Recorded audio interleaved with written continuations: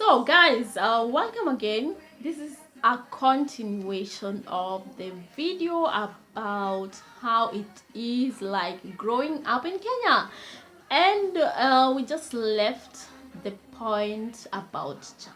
So now, point number 7, visitors, wageni. Nani hajui wageni? I mean wageni. Oh my god, like, okay, like when wageni used to, okay, visitors, it simply means, oh, directly translated to Kiswahili, it's wageni. So like there were those times when people used to have wageni, or the wagenis come in the house and mom has to prepare chai, to cook chai food and put them in flask, in damos, and blah blah blah. And the kids, you have, like, the girls, you have to help your mom to prepare the food for wageni, kutengeneza nyumba, kurembesha nyumba, kuosha, kutengeneza compound, kulimia maua, kufagia.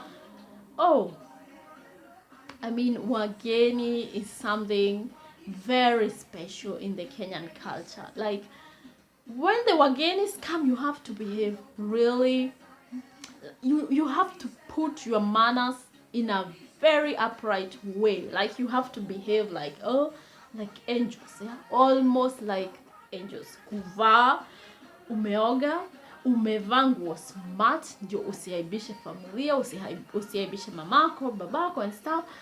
And you had to keep off the sitting room. Like, you don't interfere with the wagenis, yeah? When the wagenis are there, you maybe be doing some work in the kitchen and not interfering with the wagenis, because this was something very special, and only the host of the family was interacting with the family, until only when the visitors asked, hey, wako wapi watoto wa hii nyumba, tunataka kuwaona, then you would go inside and, yes, hiyo umejivaa, yani wewe hata hiyo ukiambiwa wewe unakuanga mtukutu, unaruka hiyo story, hata they will never even think, like, anyway. And then kuna ile story ya vyombo za wageni, mamako ameweka, kuna zile vyombo zimewekwa pale juu kwa wall unit. Yani, these vyombos, you are not allowed to use the vyombos on other occasions, only when wagenis are there. So, like, it was fun. And then that is the day when you get the opportunity to eat what you normally don't eat on a normal day, like the sodas, or your parents they really give it all to welcome the visitors or the wageni. So that time unasikia mom buy kama crate ya soda. That's the day when you get all the juices, all the flavors, they are bought, they are put in the house, and you have an access to everything that you normally don't get on a normal day. Like, that's the day when chapos are cooked. With this, I mean good chapos, ule mwenye anajua kupika chapos, zile laini, zile unararua kamoja hivi, mandazis and stuff.